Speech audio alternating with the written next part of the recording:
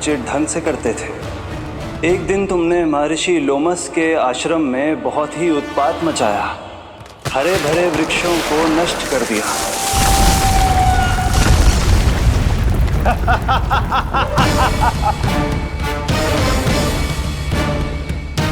देख क्या रहे हो ऋषिवर?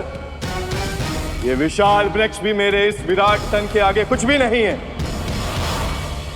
जिसे स्वयं अर्जित तक नहीं किया, उस तन पर इतना अभिमान, तो सुन ले, जिनसे तेरा तन बना है उन्हीं पंच तत्वों में इसी क्षण ये विलीन हो जाएगा। ये मेरा श्राप है तुझे, मेरा श्राप है तुझे।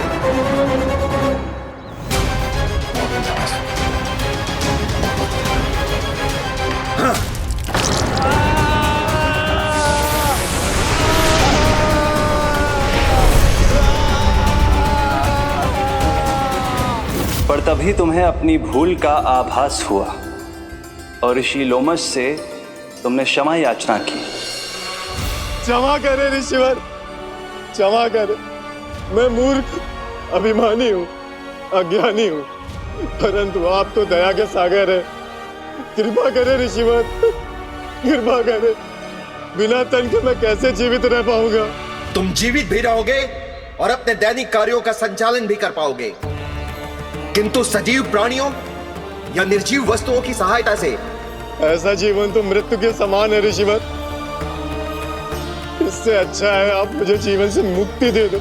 मुक्ति भी अवश्य मिलेगी तुम्हें, पर जब तुम परम प्रभु श्री हरि नारायण के चरणों का स्पर्श करोगे, चरणों का स्पर्श करोगे। और यही नहीं शक्तासुर, कल जब तुम मुझे खोज नहीं पा रहे थे तब भी तुमने हार नहीं मानी।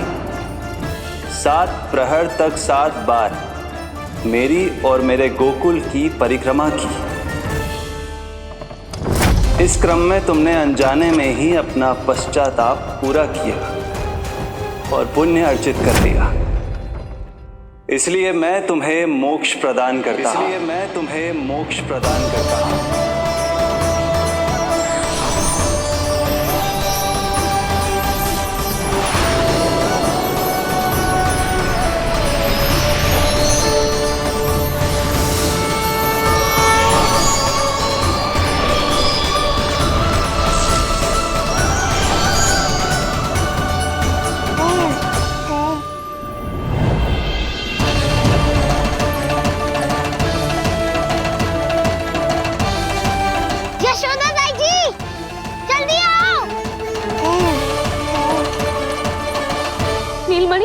मेरा लल्ला, लल्ला, तुझे कुछ हुआ तो ना है ना? तुम ठीक तो है ना? मेरा नीलमणि, मेरा प्यारा बच्चा।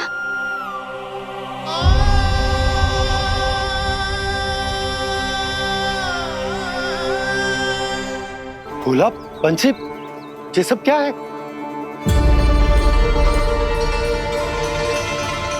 उज्जवल, ये किसने करो है? और देख, कहानी मत सुनाइयो। उज्जवल पुत्र, कैसे हुआ ये सब? किसने किया? और किसने? महाबली नीलमणि ने, बड़ी ताई जी।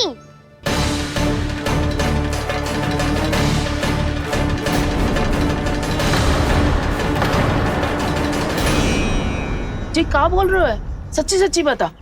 लो, फिर फंस गया उज्जवल। मैं सच्ची कह रहा हूँ। अचानक तीव्र वेग से वायु चली, फिर ऐसे लगो जैसे कोई भूकंप आ रहा है। और फिर जब मैंने देखा तो ये सकट अपने आप हिल रही थी, खड़खड़ खड़खड़ खड़खड़ खड़खड़। फिर मैंने साहस दिखाया और उस सकट को रोकने का प्रयास करो, पर सकट ना रुको, जे हिले ही जा रहा था, खड़खड़ खड़खड़ खड़खड़ खड़खड़ खड़खड़ खड़खड़। और फिर ऐसे ही हिलते हुए अचानक से आगे बढ़कर सीधा नीलमणि के ऊपर चला आए हो। फिर सकट भी हिल रहा था, खड़खड़ खड़खड़, और सकट का सामान भी हिल रहा था, थरथर थरथर। ऐसा लगो जैसे सकट नीलमणि को कुचल देगो।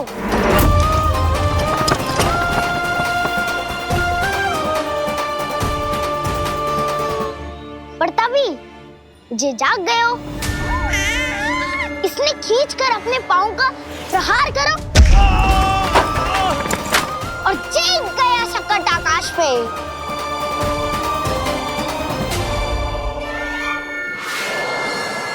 और फिर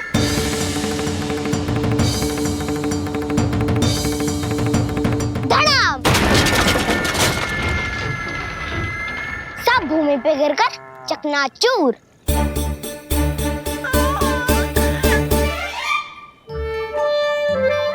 मैं सच्ची कह रहा हूँ ताई जी, नीलमणि के पैर का स्पर्श होते ही वो सकट ऐसे वायु में उड़ी जैसे कोई फूल। अच्छा, और जो तेरे हाथ में ये माखन है, ये भी अपने आप उड़ के आ गया होगा ना? हाँ, मैं सच्ची कह रहा हूँ। सदा बड़पोलापन, ये अच्छी बात ना है लल्ला। सत्य बता। मैया, मैं सत्य बोल रहा हूँ। ये सकट अपने आप ही आयो था और नीलमणि के प्रहार करते ही दूर जा गिरो। अरे, ये बड़बोले से पूछने से अच्छा है कि हमें स्वयं विचार करना चाहिए कि ये सकट टूटा कैसे। हाँ नंदराज, हाँ, हम भी आरती के लिए भीतर चले गए थे। हाँ। अरे, आप सब मेरा विश्वास क्यों ना कर रहे हो? नीलमणि के प्रहार से ही उज्जवल, सकट बहुत पुराना था, पहिया ढीला होकर खुल गया होगा। यशोदा, अनेक कारण हो सकते हैं, चिंता करने की कोई आवश्यकता ना है। मैं चिंता क्यों करने लगी भला? मेरे नीलमणि के गले में रक्षा वाला कंठक पहले से ही है, और हम जैसा पूजा पाठ इतने विधि विधान से इसी के लिए तो कर रहे हैं, है ना पंडित जी? हाँ रानी जी। तो बस फिर मेरे लल्ला को कछु क्यों होने लगो? और आप सब स्वयं ही देख लो ना, जे इतना बड़ा सकट टूट के बिखर गया है, किंतु मेरे लल्ला को एक खरोच भी ना आई। इसका अर्थ तो यही है ना कि हम जो भी कर रहे हैं सही कर रहे हैं। मुझे चिंता करने की कछु आवश्यकता ही ना है। चलो सब भीतर चलते हैं। हाँ हाँ, लल्ला को भूख भी लगी आई होगी। चल।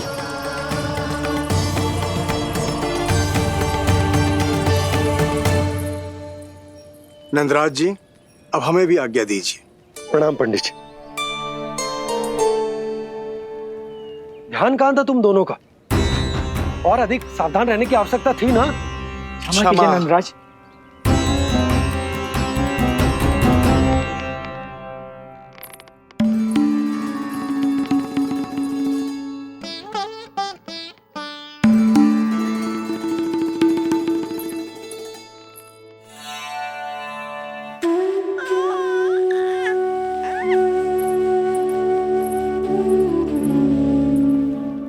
यशोदा, क्या हुआ? बोलो ना, क्या सोच रही हो? मुझे बहुत चिंता हो रही है जीजी। मेरे लल्ला के साथ कुछ ना कुछ दुर्घटना होती रहती है। अरे, अभी बाहर ही तुम सबको समझा रही थी, अब भीतर आते ही क्या हो गया तुम्हें? बाहर समझाने वाली मैं ना थी जीजी, वो तो गोकुल की रानी जसोदा थी, किंतु भीतर से मैं अपने नीलमणि की मैया हूँ, बस। और एक मैया को कितनी चिंता होती है, इसे आपसे अधिक कौन जान सकता है। बहुत बड़ा धक्का लगा है मैया को इस घटना से। अब तो ये मेरी रक्षा के लिए और भी अधिक चिंतित हो जाएंगी। यंत्र का कंठक, पूजा पाठ, इतने सारे प्रहरी, सुरक्षा के प्रबंध, यदि इतने सबके बाद भी मैं अपने लल्ला की रक्षा न कर पाई तो मुझसे अधिक अभागी कौन हो सकती है? मैं तुम्हारे मन की दशा समझती हूँ यशोदा। इसी चिंता के कारण ही तो मैंने आज तक अपने पुत्र को छुपा कर रखा है। मैं जानती हूँ जीजी, मैं समझती हूँ, मैंने तो नीलमणि के लिए इतने सारे संस्कार भी करो है, पूजा पाठ की है, किंतु मैंने तो आज तक अपने पुत्र का एक भी संस्कार नहीं किया है। आंसू पोंछ लीजिए बड़ी माँ, शीघ्र ही सब कुछ ठीक हो जाएगा। जब मैंने उसे जन्म दिया, उसके बाद से आज तक न उसे घर के बाहर लाई हूँ, न कोई संस्कार किया है। मैं तो उसका नामकरण भी नहीं करवा पाई हूँ यशोदा। उसके जन्म के समय स्वामी ने ये संदेश भिजवाया था कि उस कंस को हमारे पुत्र के बारे में तनिक भी भनक नहीं पड़नी चाहिए। तब से आज तक भय के छाव में जीती आई हूँ कि वो कंस कहीं हमारे पुत्र को भी ना मार दे, जैसे देवकी के सारे संतानों को मार दिया है। ये आशंका कभी सत्य नहीं होगी बड़ी माँ, मैं हूँ ना। माँ अपनी संतान के मन की बात बिना कहे ही समझ जाती है, आप भी समझ जाओ ना मैया।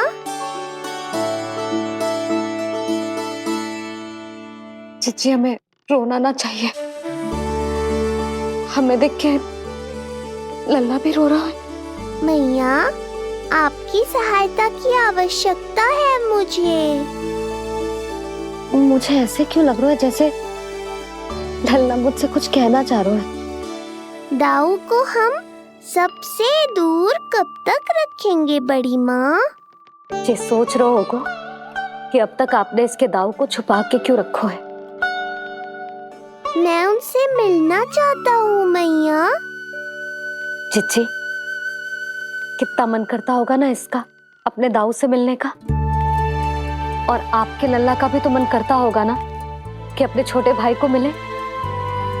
कितनी बातें करते हैं हम दोनों की इनके सामने। हाँ यशोदा, मैं भी अपने पुत्र को नीलमणि के बारे में सब कुछ बताती हूँ।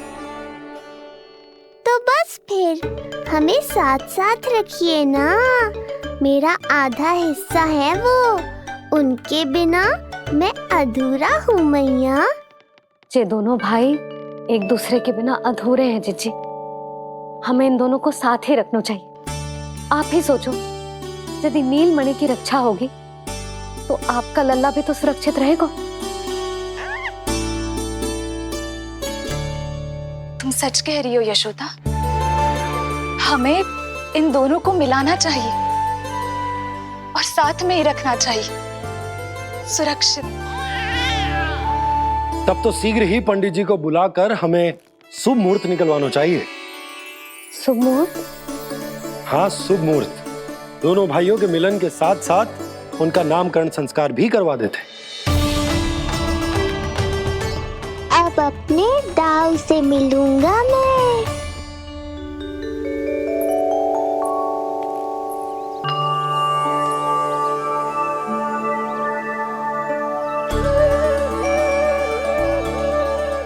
ऋषिवर की दिव्य आभा के कारण ये वातावरण कितना शुद्ध, कितना पवित्र लग रहा है ना। हाँ देवकी, इनका तेज ही ऐसा है कि इनके निकट केवल पवित्रता ही वास कर पाती है।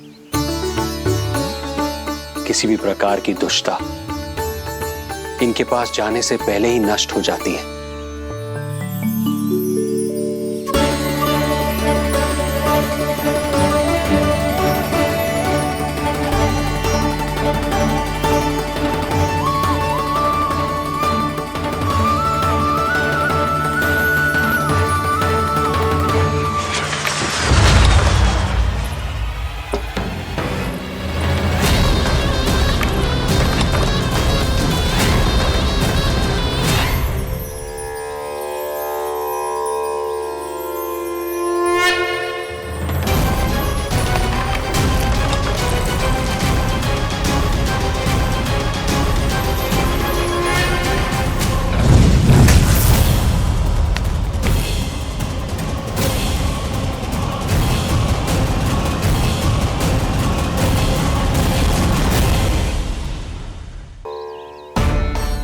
इनका तेज ही ऐसा है कि इनके निकट केवल पवित्रता ही वास कर पाती है।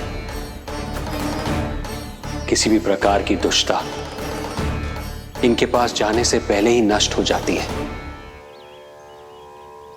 यदि महर्षि की इच्छा के बिना मैंने भीतर प्रवेश किया तो कहीं ये मुझे श्राप ना दे दे। नहीं, इससे तो अच्छा है कि मैं यहीं आश्रम के बाहर रुकूं और यहीं से इन दोनों पर दृष्टि रखूं।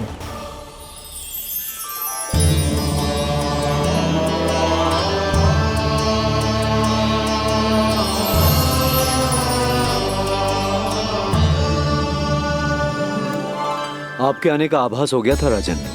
गुरुदेव, जो संतानें हमने खो दी है उनका श्राद्ध करवाने की विनती लेकर हम आपके पास आए हैं। आपका आना व्यर्थ नहीं जाएगा राजन, परंतु मुझे आभास हो रहा है श्राद्ध कर्म इस भेंट का एकमात्र कारण नहीं है।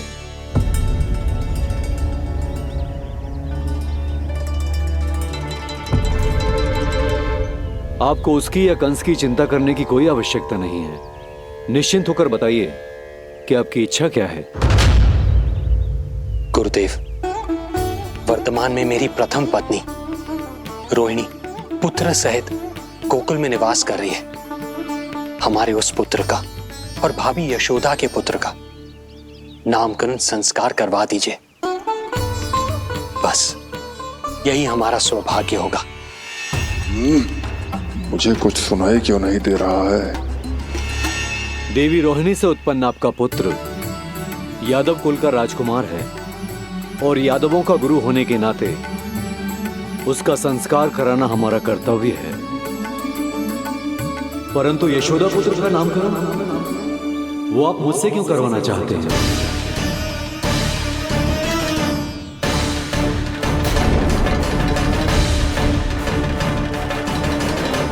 गुरुदेव, सत्य ये है कि रुक क्यों गई रानी देव की?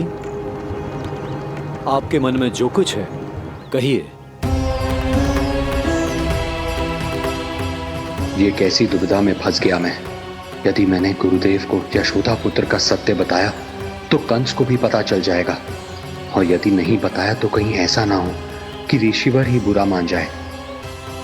लगता है आप दोनों की दुविधा मेरे अनुमान से भी बहुत बड़ी है। अपनी या अपने पुत्र की कुंडली लाए हैं राजन? जी गुरुदेव, अपनी कुंडली है मेरे पास। देवकी,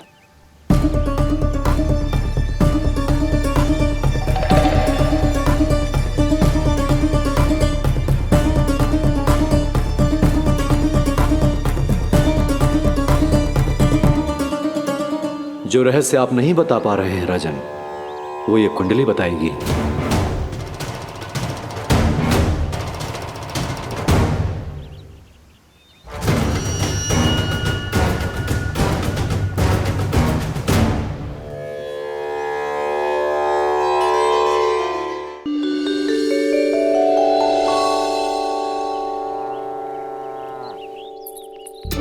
लल्ला, बता कैसी है जगदा?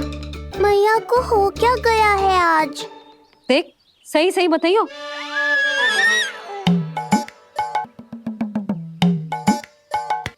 अच्छी है ना?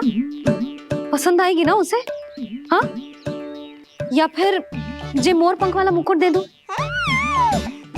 पहली बार मिल रहा है तू, उपहार तो देना चाहिए ना? पर बड़े तो वो है ना मैया, उपहार तो वो देंगे मुझे।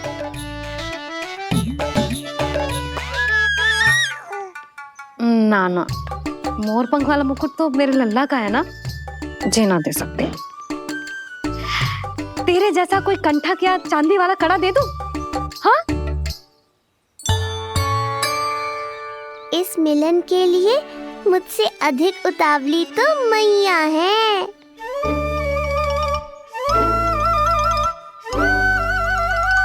अच्छा, जे उपहार छोड़, तू तो जे बता कि तू उसे बुलाएगा क्या कह के? अन्य सभी के जैसे बड़े भैया या गांव वालों के जैसे दद्दा बुलाएगो, या फिर बड़े नगरों में जैसे बुलाते हैं ज्येष्ठ भ्राता बुलाएगो, या फिर प्रेम से बुलाएगो दाऊ?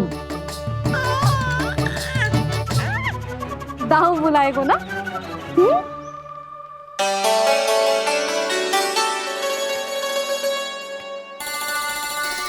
सुनो आपने, हमारे लल्ला ने निर्णय ले लियो, ये अपने भैया को दाऊ कहकर बुलाएगो।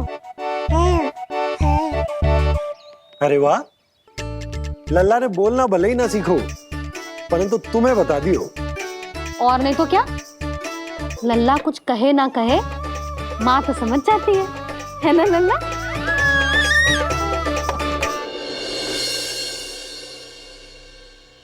और इसने दाऊ वाली बात पे हाँ भी की है। हाँ हाँ, तो सदानंद जी ने भी कर दी है। लो, मैं तो भूल ही गई। क्या कही पंडित जी ने? बता तो ना यशोदा, बाहर से आया हूँ, हाथ पैर तो धो लूं। हाँ, ये लो। अब बताओ, कब का मुहूर्त निकालो है? तनिक हाथ मुंह पोंछ लो। अब बताओ क्या कही उन्होंने? यशोदा, थक गए हूँ, तनिक सांस तो लेने दो। बाहर से आया हूँ, जल ना पूछोगी?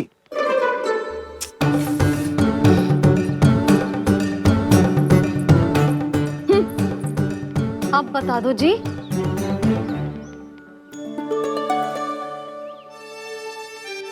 बाबा, अब बता भी दो, नहीं तो खेल खेल में खेल हो जाएगा। हाँ, बताओ।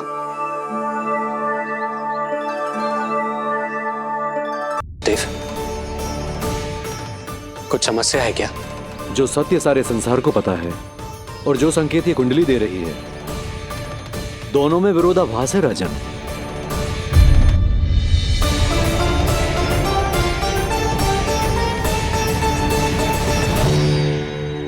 मैंने कहा ना राजन, उसकी चिंता करने की आवश्यकता नहीं है।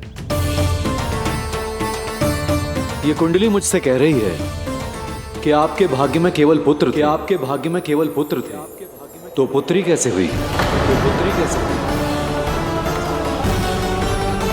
इस कुंडली के अनुसार आपकी दोनों पत्नियों के एक-एक पुत्र जीवित हैं।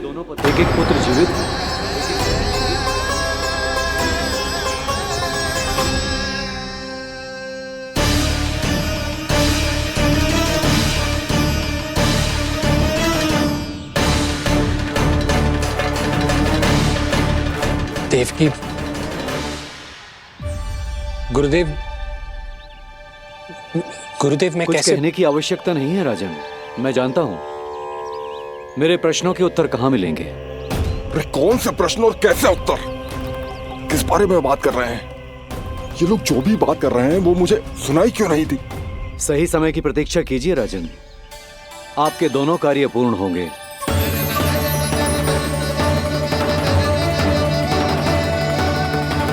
अब आप निश्चिंत होकर जाइए और प्रसन्नता मनाने की तैयारी कीजिए। आपका बहुत बहुत धन्यवाद गुरुदेव। प्रणाम।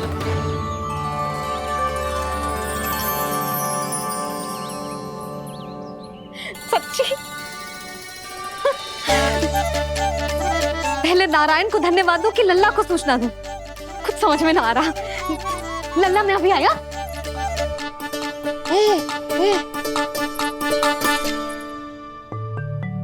आपका बहुत बहुत धन्यवाद नारायण। अब शीघ्र ही मेरे लल्ला और उसके दाऊ को उनके नाम मिल जाएंगे, वो नाम जिससे वे पूरे संसार में पहचाने जाएंगे। अब लल्ला को बताती हूँ। लल्ला, तू जैसे ही 100 दिवस का हो जाएगा, तेरा और तेरे दाऊ का नामकरण हो जाएगा। हाँ हाँ, किंतु आपने तो बताओ ही ना, हम इन दोनों को मिलवा कब सकते हैं? क्या देख रहे हो, बताओ तो। यशोदा, पंडित जी ने कही कि दोनों भाइयों को मिलवाने के लिए कोई मुहूर्त की आवश्यकता ना है, तो हम चाहें तो इन्हें आज भी मिलवा सकते हैं। लल्ला, सुनो तूने, तो आज ही अपने दाऊ से मिल सकते हो। मैं अभी सारी तैयारियां करती हूँ। भव्य मिलन होगा गोकुल में, भव्य मिलन। कुंडली के अनुसार इन दोनों के 8 पुत्रों में से 2 जीवित बचे हैं। पहला तो रोहिणी पुत्र है, पर दूसरा कौन है? और वो कन्या कौन थी जिसे कंस ने मारा था? वासुदेव की कुंडली में अभी तक पुत्री योग बना ही नहीं है।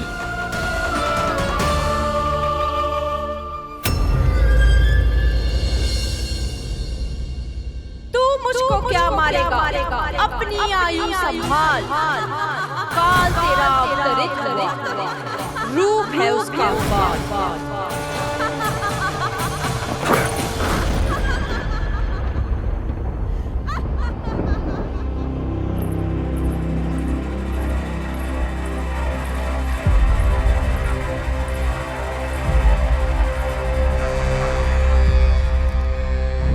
आधी रात को इस तरह से उठकर बैठे हुए हैं आप स्वामी।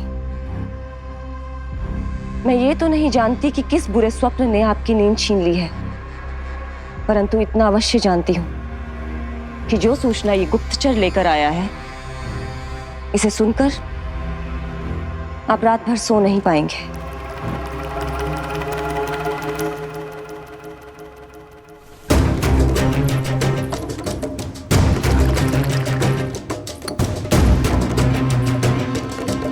क्या सूचना है? महाराज, उत्कच मारा गया। उत्कच मारा गया। उत्कच मारा गया।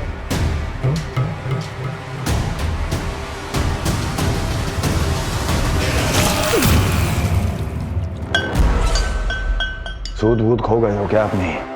जो दिखता ही नहीं उसे मारा कैसे जा सकता है? इसने स्वयं देखा था महाराज। जिस शकट में समाकर शक्तासुर उस बालक को कुचलने वाला था, आपके शत्रु ने उसी शकट को चकनाचूर कर दिया।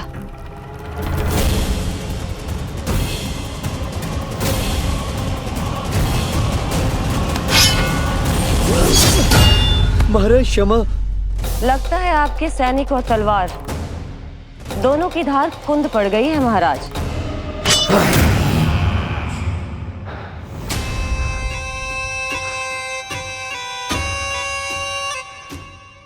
इस तलवार की धार पर अब तभी विश्वास दृढ़ होगा जब ये उस बालक के रक्त से स्नान कर लेगी।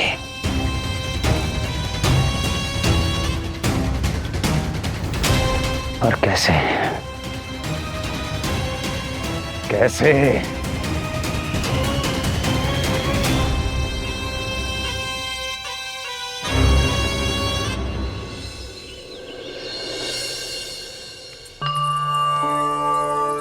कैसी लगी तुझे दाऊ से मिलने की तैयारी?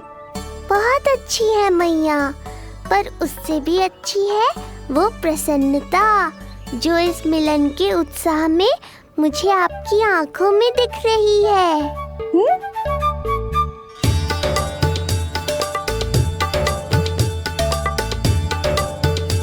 यशोदा, तुमने तो 2 भाइयों के मिलन को भी त्योहार बना दिया। हाँ तो ये किसी त्योहार से कम थोड़ी ना है। ये शुभ दिन दोनों भाई के मिलन को पूरा गांव देखेगा। तो फिर अब बड़ी मैया को बुलाओ ना मैया। यशोदा जी, रोहिणी जीजी इतनी प्रतीक्षा क्यों करवा रही है? इतने दिवस से छुपा के रखे हो लल्ला को, अब तो शीघ्रता करनी चाहिए ना, है ना भाभी? प्रतीक्षा अवश्य की है, किंतु फल भी तो मीठा मिलेगा। आती होंगी रोहिणी जीजी।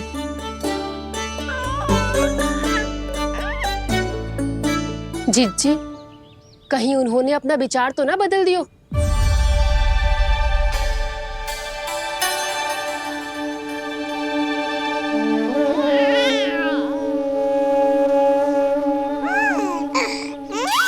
कितनी शीघ्र चिंतित हो जाते हो आप सब। देखो आ रहे हैं वो। लाल छुपा रखने को विवश थी नियति की सताई, भूल के भय माझ प्रभु की जग सम्मुख मुख है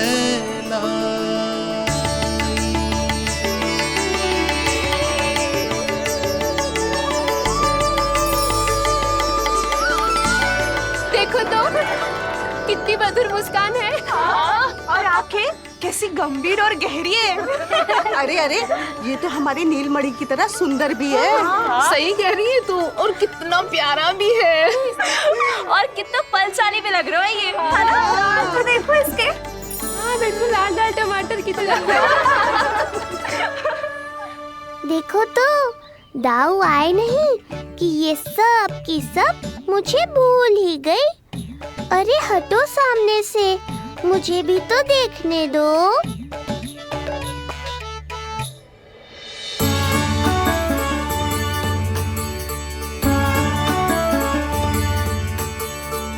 मैया सहायता करो ना।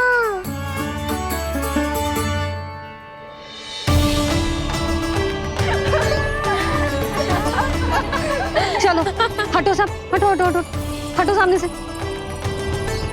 चलो दोनों भाइयों को एक दूसरे से मिलने तो दो।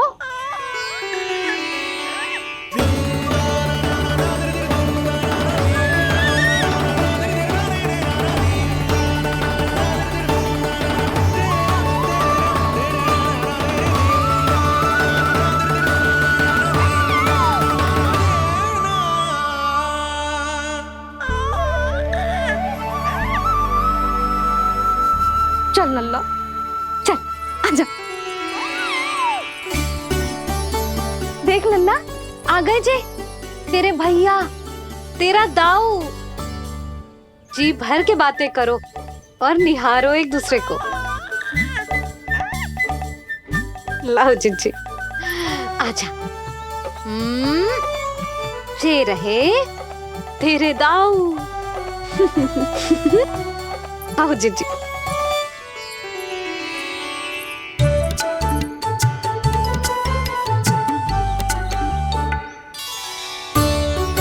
स्वागत है दाऊ। कितनी प्रतीक्षा के बाद अब जाकर आपसे भेंट हुई है।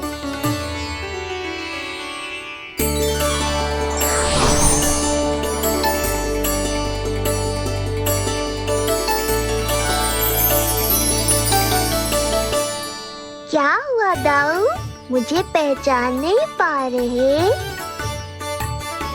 कितनी देर लगाओगे दाऊ? अब तो पहचान लो, छोटा भाई हूँ आपका।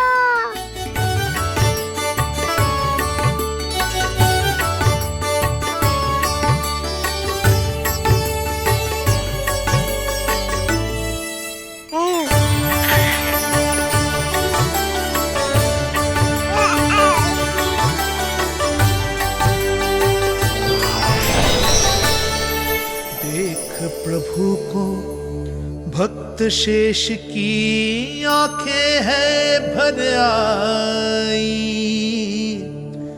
भावुक हरि भी निहारे की अब मिलन की बेल आई।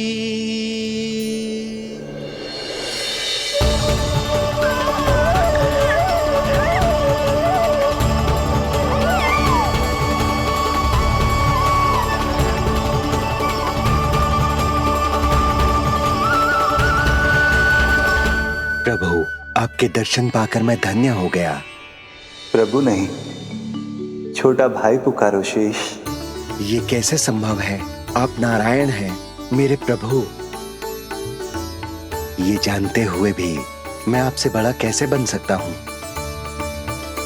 हर दुविधा की तरह इसका भी समाधान है शेष। अब तो हम एक दूसरे से मिल भी चुके हैं। पृथ्वी पर हमारा सूत्र जुड़ चुका है, इसलिए समय के साथ तुम ये भूल जाओगे कि तुम्हारा ये भाई मेरा ही अवतार है। ये क्या कह रहे हैं प्रभु? वही जो आवश्यक है, नहीं तो तुम नीलमणि के बड़े भाई होने का कर्तव्य कैसे निभाओगे? कैसे डांटोगे मुझे? और बड़े होने के नाते मुझ पर अधिकार कैसे दिखाओगे? पर प्रभु, पर किंतु परंतु ये सब भूल जाओ शेष। आज से इसी क्षण से मैं हूं तुम्हारा छोटा भाई और तुम मेरे ताऊ। मैं हूं तुम्हारा छोटा भाई और तुम मेरे ताऊ। नारायण नारायण दाऊ।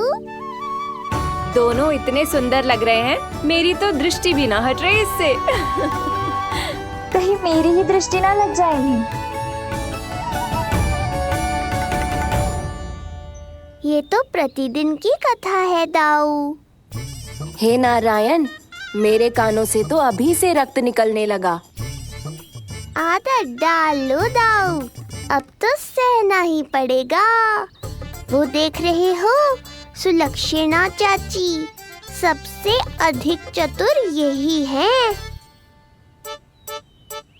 केवल अधिक चतुर ही नहीं नीलमणि, बहुत अधिक सयानी भी है ये। बिल्कुल सही पहचाना दाऊ, पर आप चिंता मत करो, मैं हूँ ना, मैं संभाल लूंगा इन सबको। देखो तो जिज्जी, इन दोनों की दृष्टि एक दूसरे से ऐसी चिपक गई है कि अब हटने का नाम ही ना ले रही। ये सूचक है उस प्रेम के बंधन का जिसमें ये दोनों भाई आज के बाद सदा के लिए बंध जाएंगे।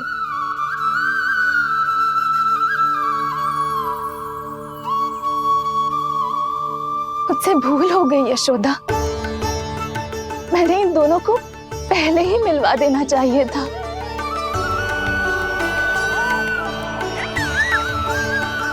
मैं कहती थी ना आपसे।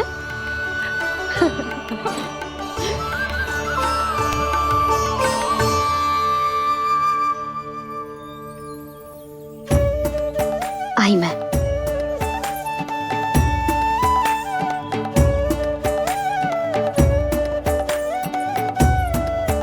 क्या सोच रहे हो ऐसे खड़े खड़े? देख रहा हूं दोनों भाइयों का ये मिलन किसी त्योहार से कम थोड़ी ना। सही कहा था तुमने।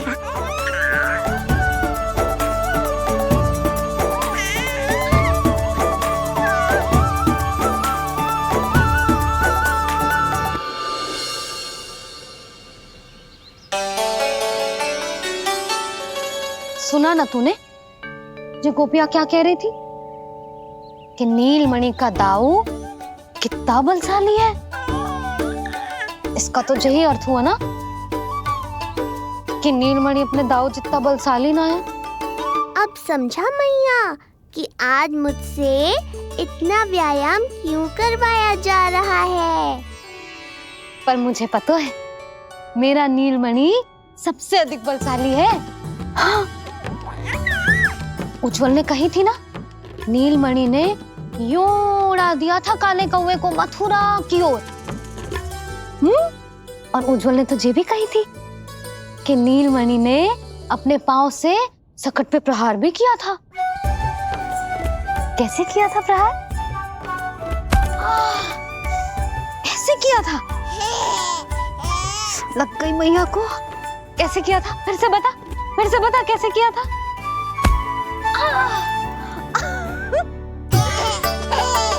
मेरे लल्ला में कितना बल है। मैया को ही धकेल दियो पीछे। अच्छा ही है कि आप उज्जवल के कहे को गंभीरता से नहीं ले रही, नहीं तो आपका ये रूप मैं कैसे देख पाता मैया। फिर से बता कैसे मारा था? कैसे मारा था?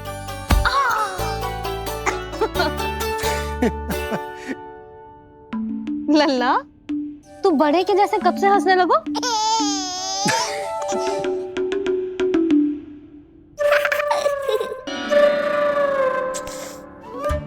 आप यहाँ क्या कर रहे हो? छुप छुप के मैया और लल्ला को खेलते हुए देखने के अतिरिक्त और कोई कार्य ना है आपके पास? कार्य तो है, पर यह अधिकार भी है कि मैं अपनी बड़ी सी पत्नी को अपने छोटे से लल्ला के साथ छोटे बालकों की तरह व्यवहार करते हुए देखूं। अब देख लियो ना, अब जाओ अपना कार्य करो। कार्य तो कर लूंगा, परंतु मेरा पेट मुझसे कह रहा है कि इसे भूख लगी। भूख लग गई? भोजन का समय होगा। अभी लगाती हूँ भोजन।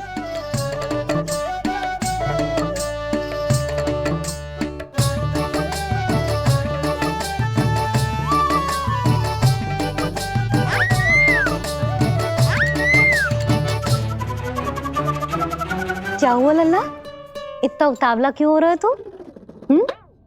तुझे भी भूख लगी आई है क्या? सच्ची में भूख लगी आई है कि मंद मंद मुस्कुरा के मैया को बांधना चाहता है? तनिक रुक जा, तेरे बाबा को भोजन परोस के यूं गई और यूं आई। मेरा अच्छा लल्ला। आई।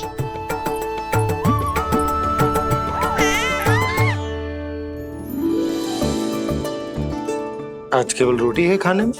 ना, दाल है ना, तरकारी भी है, दही है, लड्डू भी है। तो दाल ले आओ। अभी लाई है।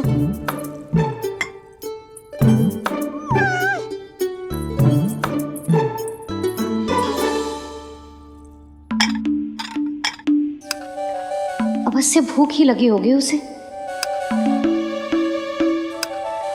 यशोदा, दही नहीं दाल। क्षमा करना, भूल हो गई।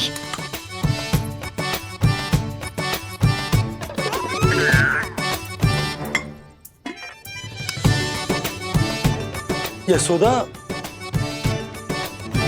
दाल दाल।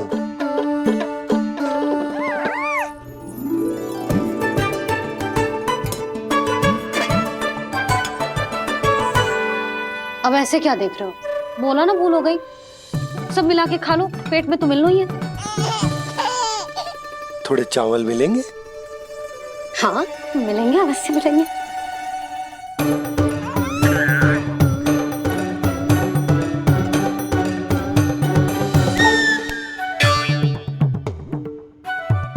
लड्डू नहीं, चावल।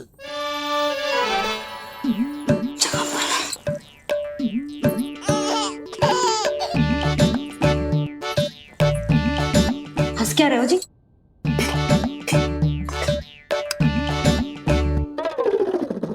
आज व्यायाम भी बहुत कस के करवाओ था मैंने, कहीं अधिक भूख तो ना लगी होगी। सच्ची यशोदा, बिल्कुल ना बदले तुम। पहले रामू की चिंता में व्याकुल रहती थी और अब हम नीलमणि में तुम्हारा मन लगा रहता। हाँ तो लल्ला भूखा हो और मैया का मन व्याकुल भी ना हो, ऐसा हो सकता है भला? फिर तो दूध पिला दो ना उसको। जाऊं? शीघ्र जाओ। किंतु आप तो खा रहे हो ना पतिदेव। वही तो यशोदा, मैं खा रहा हूं, किंतु वो भूखो है। जाओ। ठीक है। यहाँ थी तो लल्ला की भूख के लिए चिंतित थी, अब वहां जाएगी तो पक्का मेरे भोजन के बारे में चिंता करेगी। कहीं आधी ही भूख में ना उठ जाए तेरे बाबा, उन्हें कुछ और चाहिए होगा तो? सही कहा था बाबा ने, वहाँ मेरी चिंता थी, यहाँ बाबा की चिंता है। सच्ची मैया, अनोखी हो आप। अरे इतने से पेट भर गया तेरा? ना, ये वाली मुस्कुराहट तो मत ही दिखा मुझे। इतनी शीघ्र तेरा पेट भर ही ना सकता। मैया जानती है अपने लल्ला की भूख।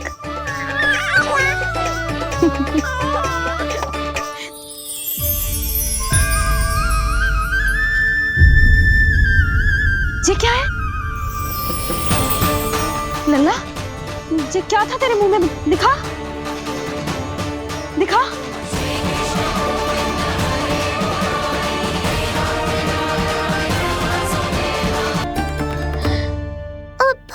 किया मैं? मैया बाबा को सब कुछ बता देंगी और राय का पहाड़ बन जाएगा। फिर कैसे संभालूंगा इन दोनों को? ऐसे लगो जैसे जैसे जैसे पूरा का पूरा ब्रह्मांड। ब्रह्मांड लल्ला के मुंह में। अच्छा, तुम मेरा मुंह देखो।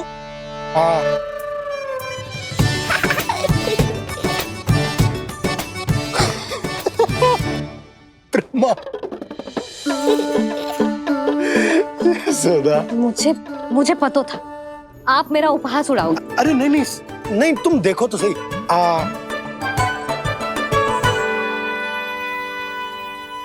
ब्रह्मांड ना सही, गोकुल तो दिखना चाहिए।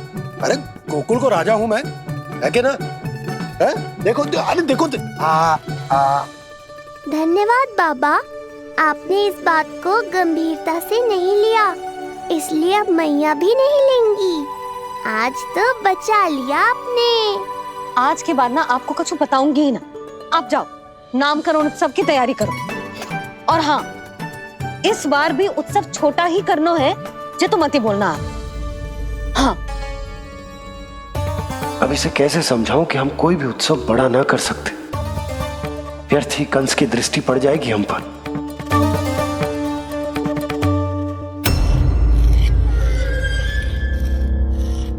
लगता है आपके सैनिक और तलवार दोनों की धार कुंद पड़ गई है महाराज।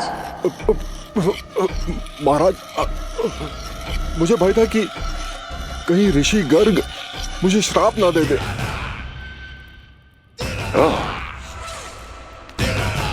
तो श्राप से भयभीत हो गए दुर्जन, किंतु कंस तो कोई श्राप नहीं देता, सीधा मृत्यु देता है। ऐसा न करे महाराज, दया करें, दया निदान। यदि मैं उनकी इच्छा के विरुद्ध भीतर जाने की कोशिश करता तो जितनी सूचना मुझे मिली है उतनी भी नहीं ला पाता। तब आपको कैसे पता चलता महाराज कि आपकी बहन और बहनोई मात्र अपनी वृद्ध संतानों के श्राद्ध के लिए वहां नहीं गए थे?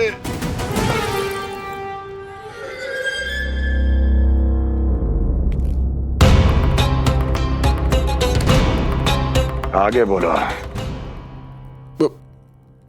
पूरी तरह तो नहीं सुन पाया महाराज, किंतु मैंने स्वयं अपने नेत्रों से देखा है महाराज। राजकुमारी देवकी ने ऋषि गर्ग के हाथ में कुछ दिया था। ये सत्य है महाराज, और ऋषि गर्ग ने उन दोनों को वचन भी दिया था। सही समय की प्रतीक्षा कीजिए राजन, आपके दोनों कार्य पूर्ण होंगे। महाराज, मैं आपका सबसे विश्वसनीय सेवक हूं। आपके हर आदेश का पालन करना मेरा अधिकार है, और मैंने अपने अधिकारों का पालन किया भी है महाराज। किंतु फिर भी यदि मेरी ओर से कोई भूल हुई हो, मुझे क्षमा करे दया निदान, मुझे क्षमा करे। इसका अर्थ है कि उत्कच सही कह रहा था। वो दोनों अवश्य ही कोई ना कोई षड्यंत्र रच रहे हैं मेरे विरुद्ध। समय आ गया है, अब मुझे किसी ऐसे की खोज करनी होगी जो उतना ही शक्तिशाली हो जितनी की मेरी ये तलवार।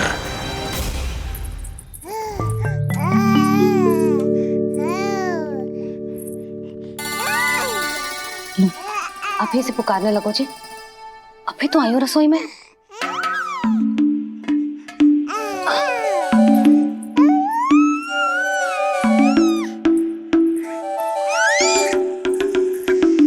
शीघ्र ही तुझे भी अपने बाबा का हाथ बटाना पड़ेगा, समझ रहे हो ना? बटाएगा ना हाथ? अभी जो 100 दिन का भी ना हो और जे इस नन्हे से बालक को काम काज का भार सौंपने की बात करने लगे। काम का नाम सुनते ही मुख से स्वर ना निकल रहे तेरे। अभी तो बड़ा ऊ कर रहा था। बता, हाथ बटाएगो कि ना? अरे बता ना।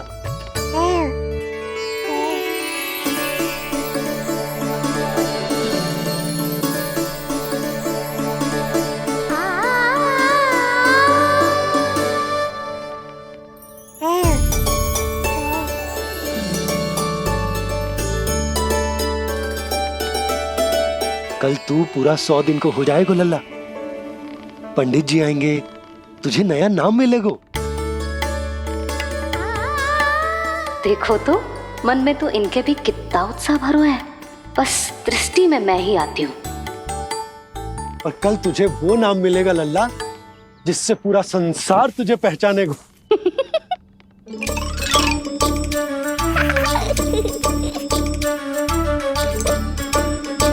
अब लल्ला कितना कार्य शेष है और तूने मुझे बातों में लगा लियो।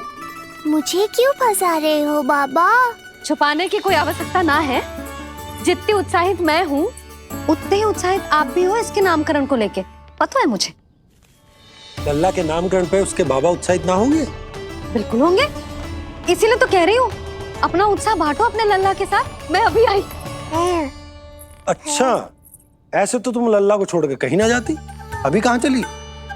रोहिणी जिज्जी के पास, और कहाँ। लल्ला और उसके दाव के नामकरण की तैयारी करनी है कि ना। कितने लोगों को आमंत्रित करना है, कितने प्रकार की मिठाइयां बनानी है, ढोल वाले को कितने बजे का समय देना है, ये सब सुनिश्चित करना है ना, ताकि ये उत्सव गोकुल का सबसे बड़ा उत्सव हो। अरे सूची देनी है जिज्जी को।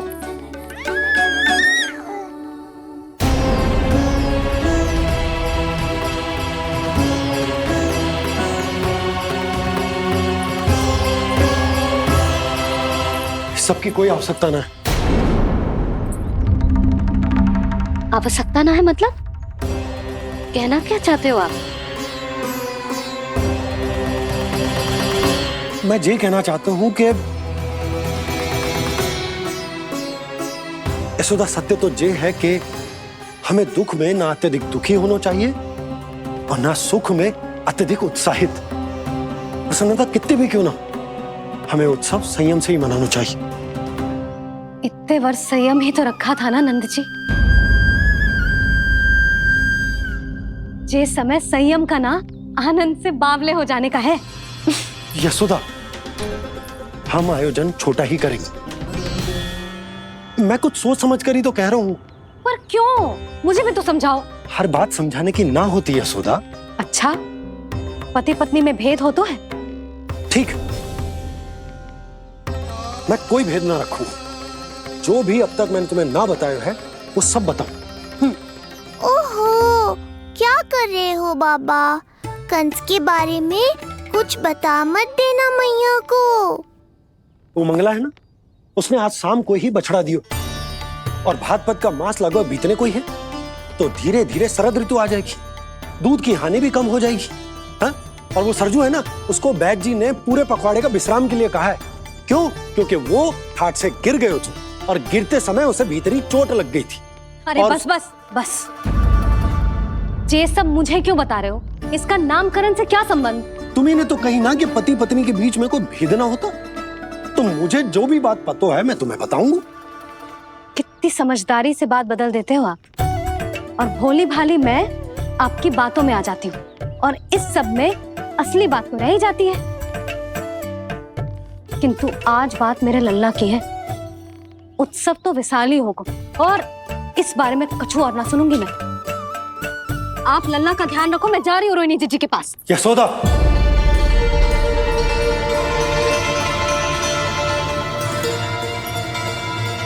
बात केवल सुनने की ना होती, उसे समझना भी पड़ता है।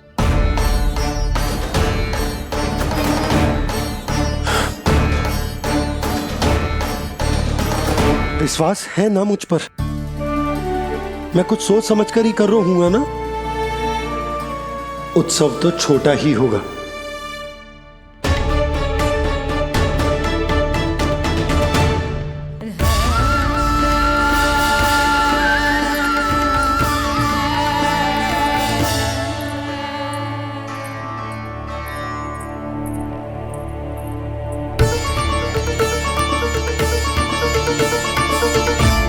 क्षमा करना लल्ला, तेरी मैया को डांटना पड़ गया।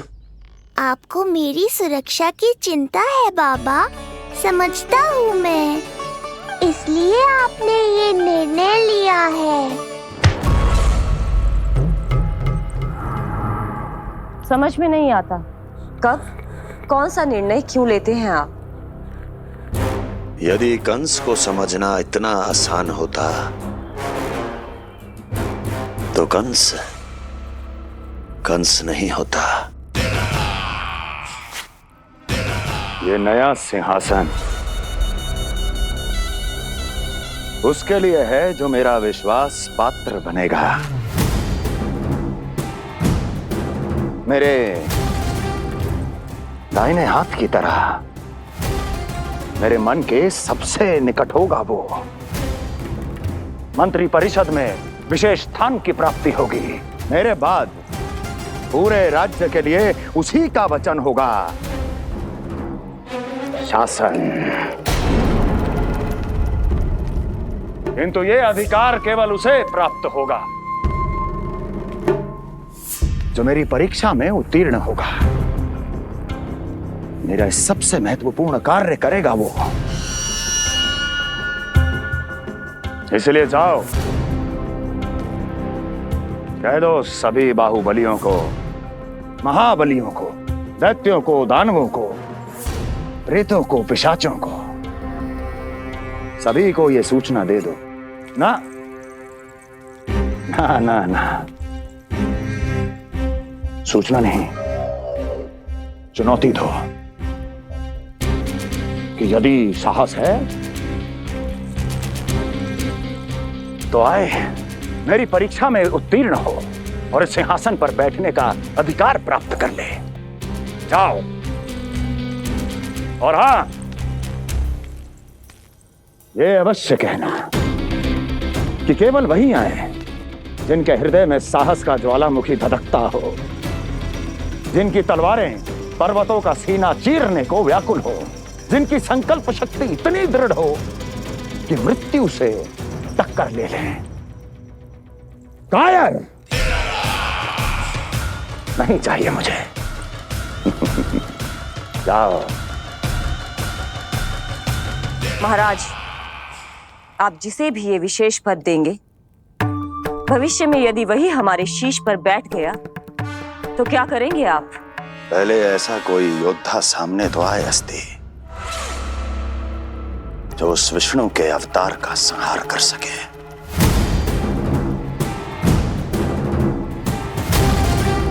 और जहां तक प्रश्न है हमारे शीश पर बैठने का, तो स्मरण रखो अस्ति, कंस को अच्छी तरह आता है ऐसे दुस्साहसियों को बीच दरबार में खड़ा करके अपनी उंगलियों के संकेत पर नृत्य करवाना। ता दीर्घ ता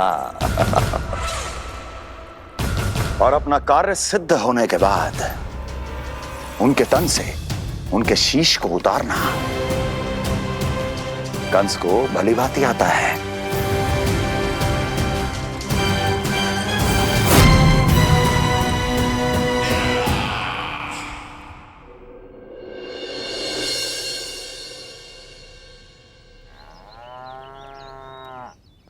पूरे 100 दिन का होगा हुआ तो लल्ला, कम से कम 100 व्यक्ति तो आने चाहिए थे ना तेरे और तेरे दाऊ के नामकरण में।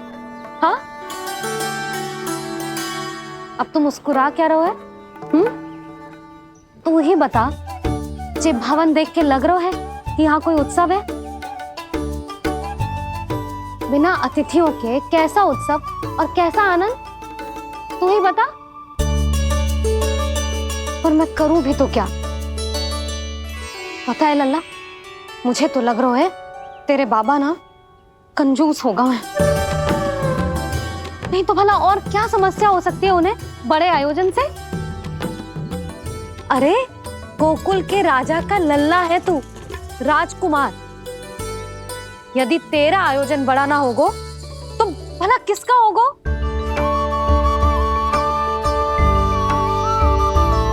मेरी ही भूल है, मैं भोली हूं, इसीलिए व्यर्थ में तेरे बाबा की बातों में आ गई। मैं भोली हूं ना, व्यर्थ में उनका कहा मान गई। किंतु अब ना मैं कोई मांग रखूंगी, ना मैं उनसे बात करूंगी। और कहे देती हूँ लल्ला, सावधान जो इस बार तू बीच में आया तो। हाँ नहीं तो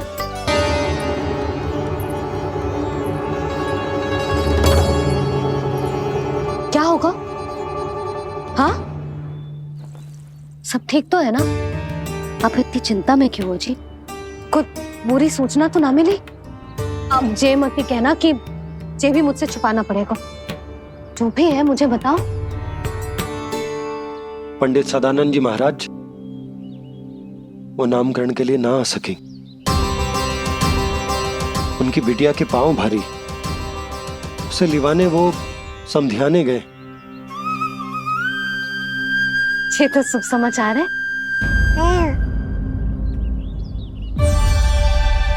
किंतु मेरे लल्ला का नामकरण अब वो सही मुहूर्त पे कैसे होगा?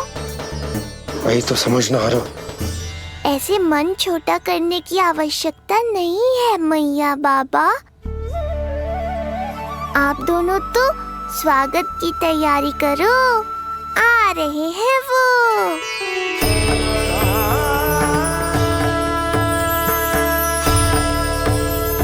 लो, आ गए वो जिनकी मुझे प्रतीक्षा थी।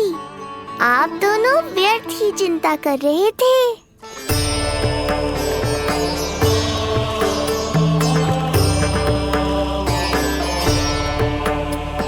अब कौन करेगा मेरे लल्ला का नामकरण? ऋषि गर्ग, नंदराज, रानी भाभी, महान ऋषि गर्ग हमारे गांव में पधारे हैं।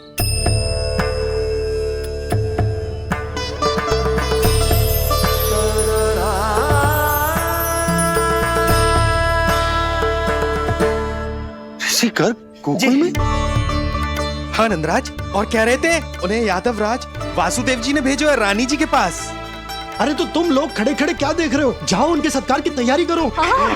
जी यशोदा, उनके स्वागत की तैयारी करो। सुनो जी, वो तो यादवों के कुलगुरु है ना, रोहिणी जीजी के यहाँ आए हैं, हमारे यहाँ आएंगे।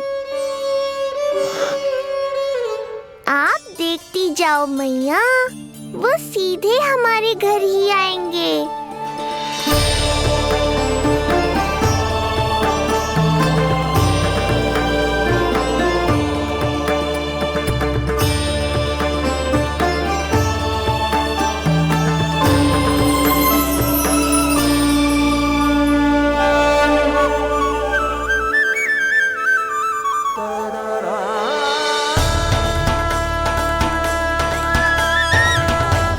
ये क्या हो रहा है मुझे?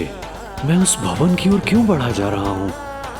क्योंकि आपके यहाँ आने से ही मेरी मैया बाबा की चिंता समाप्त होगी ऋषिवर। ये बात तो मैं न जानता, परंतु मुझे जाकर उनको स्वागत करना चाहिए।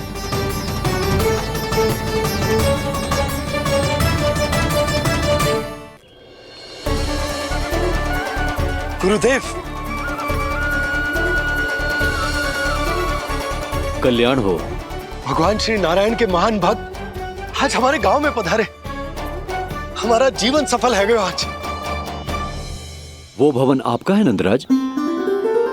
आपके शुभ चरण पड़ेंगे तो हमारा जय भवन पवित्र हो जाएगा। इतने बड़ी ऋषि अगर हमारे घर पधारेंगे तो हमारे तो भाग्य ही संवर जाएंगे।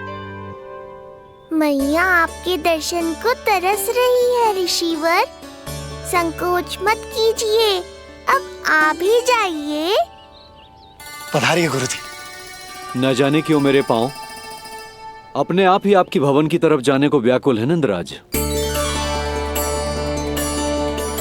पधारिए गुरुदेव, आइए।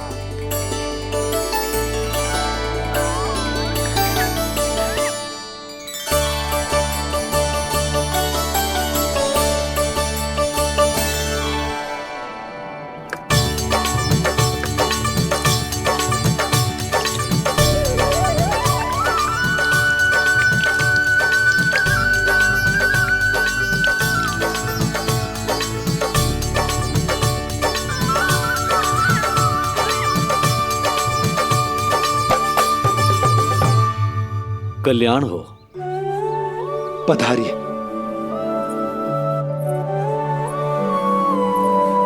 आया तो था मैं रानी रोहिणी के भवन में, पर पता नहीं कैसे यहाँ खींचा चला आया। विराजिए गुरुदेव। महाराज, आप इसे भी रोहिणी जिज्जी का ही घर समझिए। मैं अभी बुलाकर लाती हूँ। महाराज, ये हमारा सौभाग्य है कि आपने यहाँ आना स्वीकार किया। कहिए, क्या सेवा करूं मैं आपकी? मुझे आपके भाई वासुदेव ने भेजा है नंदराज।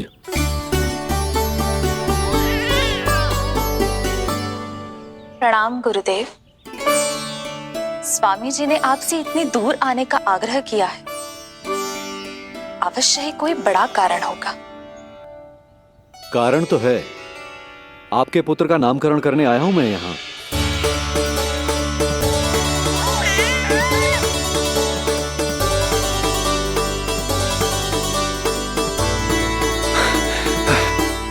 ऋषिवर, तब तो आप अत्यंत ही शुभ दिन पधारे। आज का ही मुहूर्त निकलो है भाभी के लल्ला और हमारे लल्ला के नामकरण के लिए। परंतु पंडित जी गांव से बाहर हैं, इसीलिए आप। अब तो आप यहाँ आ गए हो, आप हमारे भी लल्ला का नामकरण कर दो ना। पुत्री, ये क्या कह रही हो तुम?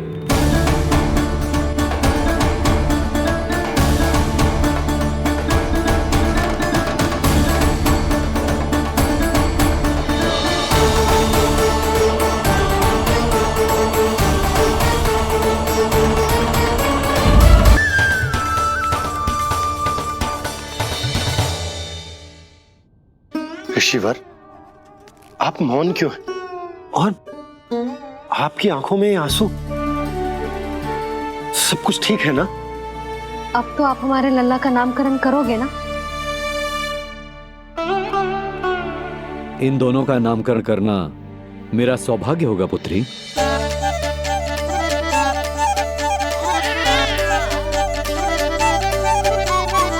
परंतु ये गोपनीय रूप से करना होगा।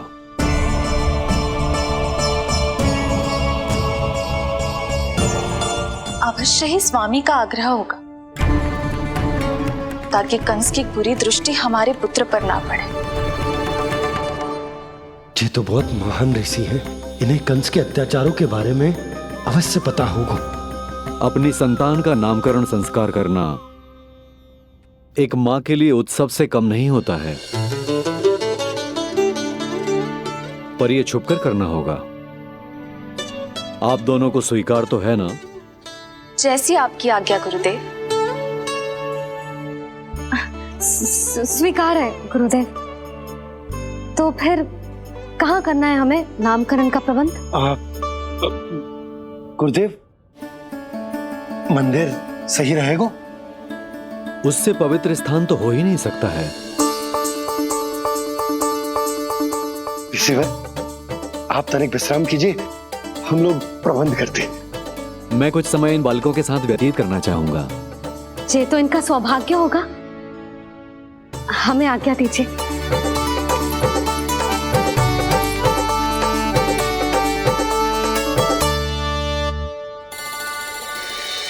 प्रभु, स्वयं भगवान होकर भी आपको बंदी गृह में जन्म लेना पड़ा।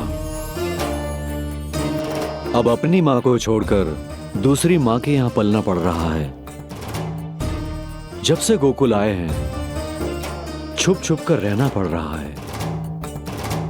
इतनी नन्ही सी अवस्था में दुष्ट कंस के कितने ही आक्रमणों का सामना कर चुके हैं आप। और जिस उत्सव में सभी सप्तऋषियों और सभी देवी देवताओं को साक्षी बनकर आना चाहिए, उस नामकरण उत्सव को यहां एकांत में करना पड़ रहा है। क्यों प्रभु, इतने कष्टों को सहकर ये अवतार क्यों लिया है आपने? दुष्टों का नाश करने के लिए, धर्म की स्थापना करने के लिए और सबसे अधिक मैया की ममता का अनुभव करने के लिए। पर इसके लिए इतने कष्ट? मानव जीवन लिया है तो कष्ट तो उठाने ही पड़ेंगे ऋषिवर। मानव जीवन की आंच जला रही है, फिर भी आप मुस्कुरा रहे हैं प्रभु। ये कैसा अनोखा अवतार है। आंच में जलकर भी यदि मैं नहीं मुस्कुराऊंगा तो अपने भक्तों को क्या शिक्षा दूंगा मैं? आज एक कंस का प्रकोप है, भविष्य में सहस्रों कंस होंगे और आने वाले युगों में होंगे अनगिनत कंस। उस समय मेरे भक्तों को पता होना चाहिए कि अपने कष्टों को कैसे सहना है और धर्म के पथ पर अडिग कैसे रहना है।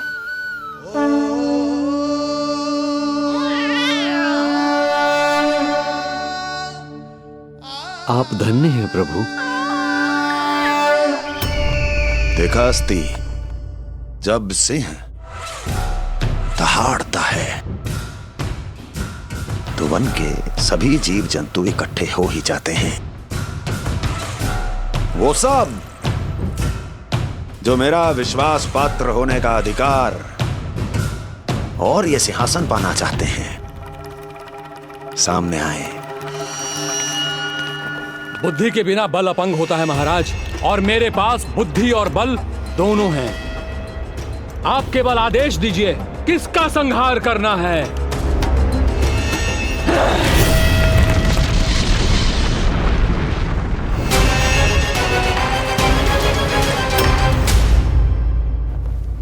सारी तैयारी हो गई। बोलो। आप गुरुदेव को बुला लो, मैं रोहिणी जीजी और बालकों को ले आती हूँ। यशोदा, तुम रुष्ट तो ना हो ना मुझसे? मैं भला रुष्ट क्यों होने लगी?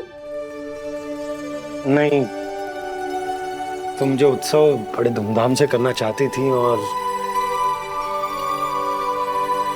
बहुत प्रसन्न हूँ मैं कि हमारे लल्ला का नामकरण स्वयं ऋषि गर्ग पूरे विधि विधान से कर रहे हैं। मैं समझ गई, उत्सव बड़ा हो या ना हो, प्रसन्नता बड़ी होनी चाहिए। अरे मैं तो इतनी उत्साहित हूँ कि दोनों भाइयों का नामकरण आज के शुभ मुहूर्त पे हो रहा है। तो इससे पहले जो बीत जाए, जाओ। आप भी बुला लो।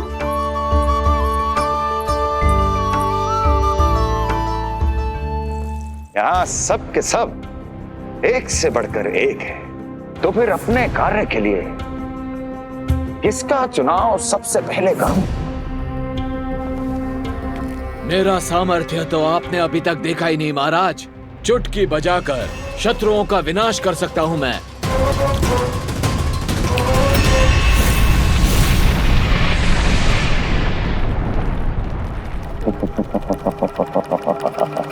वाह! किंतु आपने तो बताया ही नहीं कि करना क्या है। वध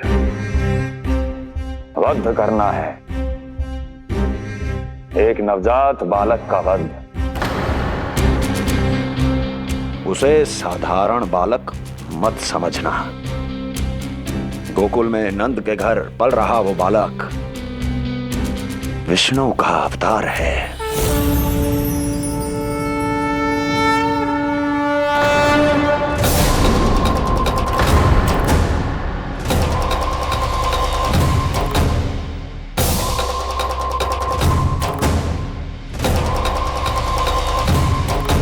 क्या हुआ? इतना सन्नाटा क्यों छा गया?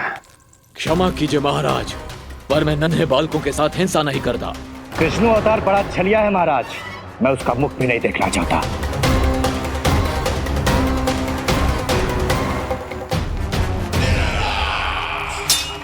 जाने दो इन्हें। वैसे भी इस सिंहासन के लिए मुझे कायरों की कोई आवश्यकता नहीं। जाने दो।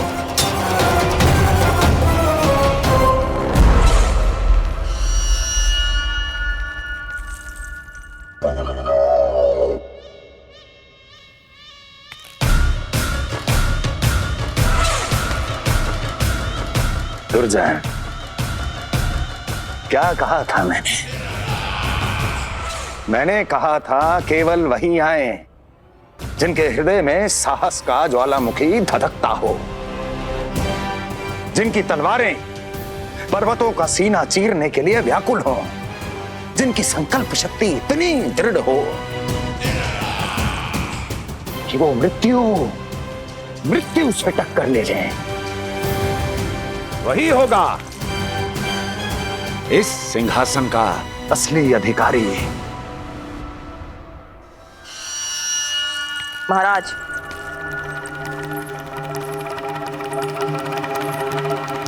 ना तो आपके दिए इस सम्मान का कोई मूल्य रह गया है और ना ही आपके भय का। अभी आपने ही कहा था ना कि जब वन में कोई सिंह दहाड़ता है तो उस वन के सभी जीव जंतु एक जगह एकत्रित हो जाते हैं, परंतु उसी वन में जब कोई बब्बर सिंह दहाड़ता है तो वही जीव जंतु भय के मारे इधर उधर भागने लगते हैं। निश्चित ही वो बालक इन सब के लिए बब्बर सिंह बन चुका है। उसका भय हमारे साम्राज्य की नींव हिला रहा है महाराज।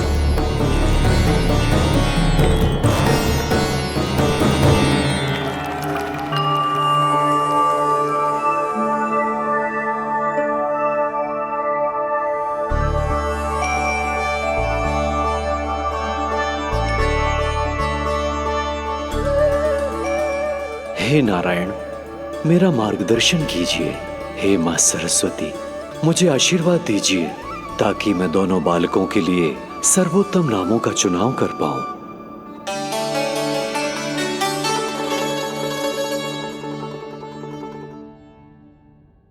आपके पुत्र को बड़े भाई के कर्तव्य का निर्वाह करना है और इस दायित्व को प्रभु श्री राम से अच्छा किसने निभाया है? जैसा अटूट संबंध उनका अपने भाइयों के साथ था, मैं श्री नारायण से प्रार्थना करता हूं कि वैसा ही प्रेमपूर्ण संबंध इसका भी अपने छोटे भाई के साथ हो।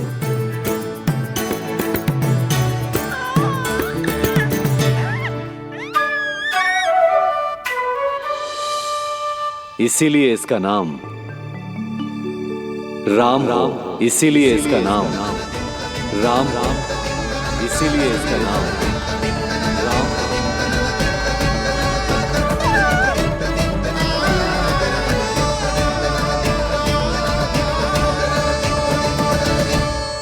बड़े भाई में आदर्श, न्याय, संकल्प बल के साथ साथ शारीरिक बल भी होना चाहिए।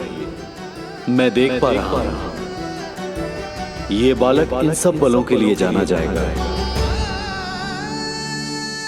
इसलिए जो नाम इसके व्यक्तित्व के लिए सबसे उचित है वो है बलराम। बलराम, बलराम।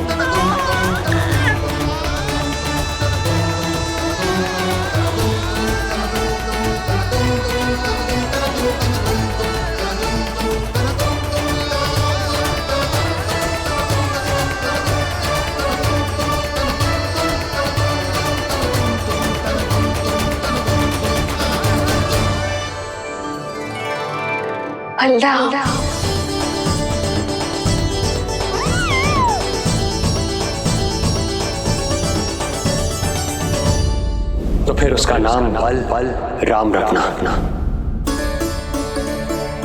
कैसा अद्भुत संयोग है रिसीवर। जब इसके जन्म की सूचना देने मैं वसुदेव भैया के पास मथुरा गया था, तब उन्होंने भी यही नाम रखा था, बलराम। ये संयोग नहीं, नारायण की इच्छा है नंदराज। बलराम से अधिक उपयुक्त नाम इस बलराम के लिए कुछ और हो ही नहीं सकता है। पर मैं तो दाऊ कहकर ही बुलाऊंगा इन्हें, बलदाऊ।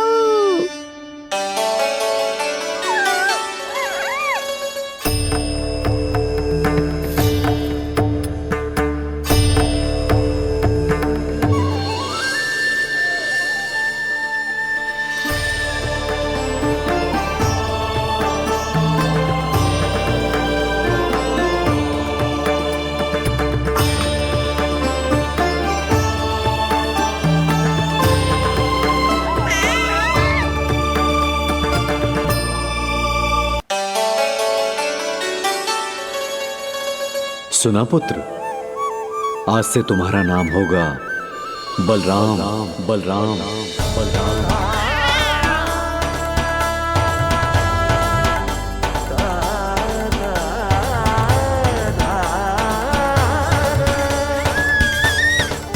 गुरुदेव, कितना अद्भुत नाम दिया है आपने इसे। अब मेरे लल्ला को भी ऐसा ही कोई उत्तम सा नाम दे दो।